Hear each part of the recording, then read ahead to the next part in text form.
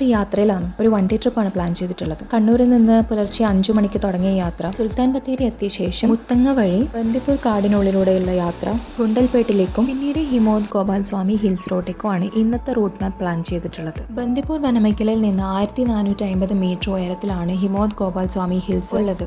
അതിന്റെ കൊടുമുടിയിൽ സ്ഥിതി ചെയ്യുന്ന 700 വർഷത്തോളം പഴക്കമുള്ള ഗോപാലസ്വാമി ക്ഷേത്രത്തിലോട്ടേക്കാണ് ഇന്നത്തെ നമ്മുടെ യാത്ര. ഇവിടേക്ക് നമുക്ക് പോകണമെന്നുണ്ടെങ്കിൽ നമ്മുടെ പ്രൈവറ്റ് വാഹനങ്ങൾ അവിടുത്തെ പ്രധാന എൻട്രൻസിന് അവിടെ പാർക്ക് ചെയ്തതിനു ശേഷം കർണാടക സ്റ്റേറ്റ് ട്രാൻസ്പോർട്ട് ബസ്സിൽ വേണം നമുക്ക് പോകേണ്ടത്. ബസ്സിലേക്ക് കയറേണ്ട ആൾക്കാരുടെ ക്യൂ ആണ് ഈ കാണുന്നത്.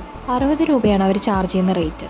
ടിക്കറ്റ് എടുത്ത് ബസ്സിനുള്ളിൽ കയറി കഴിഞ്ഞാൽ നമുക്ക് കാണാൻ പറ്റുന്ന ഒരുപാട് നല്ല കാഴ്ചകളാണ്. കാടും മലകളും അങ്ങ് താഴേക്ക് നോക്കിക്കഴിഞ്ഞാൽ നമുക്ക് കാണാൻ പറ്റും ചെട്ടിപ്പൂവിന്റെ പാടങ്ങളൊക്കെ. അങ്ങനെ ഇടുങ്ങിയ റോഡിലൂടെയുള്ള യാത്ര ചെന്ന് എത്തുന്നത് ഗോപാലസ്വാമി ക്ഷേത്രത്തിലോട്ടേക്കാണ്. ചില സമയത്ത് ഇവിടെ നല്ല കോടമഞ്ഞ് ഇങ്ങനെ തിങ്ങി നിറഞ്ഞിരിക്കുന്നുണ്ടാവും. പക്ഷെ നമ്മൾ പോയ സമയത്ത് അത് എക്സ്പീരിയൻസ് ചെയ്യാൻ പറ്റിയിട്ടില്ല. പിന്നെ അത്യാവശ്യം നല്ല തണുപ്പും ഒരു രക്ഷയില്ലാത്ത കാറ്റും ഉണ്ടായിരുന്നു. അങ്ങനെ ഈ സ്റ്റെപ്പൊക്കെ കയറി കഴിഞ്ഞാൽ നമുക്ക് നേരെ ക്ഷേത്രത്തിലോട്ടേക്ക് എത്താൻ പറ്റും. നമുക്കൊരു വല്ലാത്തൊരു പോസിറ്റിവിറ്റി ആണ് കേട്ടോ ഇവിടെ എത്തുമ്പോൾ നമുക്ക് ഫീൽ ചെയ്യുന്നത്. നമ്മൾ പോയതൊരു വീക്കെൻഡ് ആയതുകൊണ്ട് തന്നെ അത്യാവശ്യം ആൾക്കാരുണ്ടായിരുന്നു. പിന്നെ അവിടെ എത്തിയപ്പം ഇങ്ങനെ കുറേ കാഴ്ചകളും കാണാൻ പറ്റി.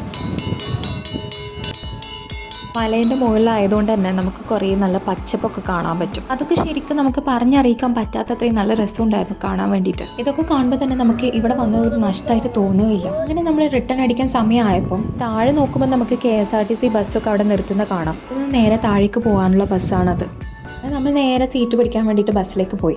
പക്ഷേ തിരിച്ചു പോകാനുള്ള ബസ്സിൽ വലിയ തിരക്കൊന്നും ഉണ്ടായിട്ടില്ല. അതുകൊണ്ട് തന്നെ ബസ്സിൽ നമുക്ക് ഫ്രണ്ടിൽ തന്നെ സീറ്റ് കിട്ടുകയും ചെയ്തു. ഇങ്ങനെ കാഴ്ച കണ്ടോണ്ട് ബസ്സിൽ പോകുമ്പോൾ തന്നെ കണ്ണിനൊരു കുളിർമയല്ലേ.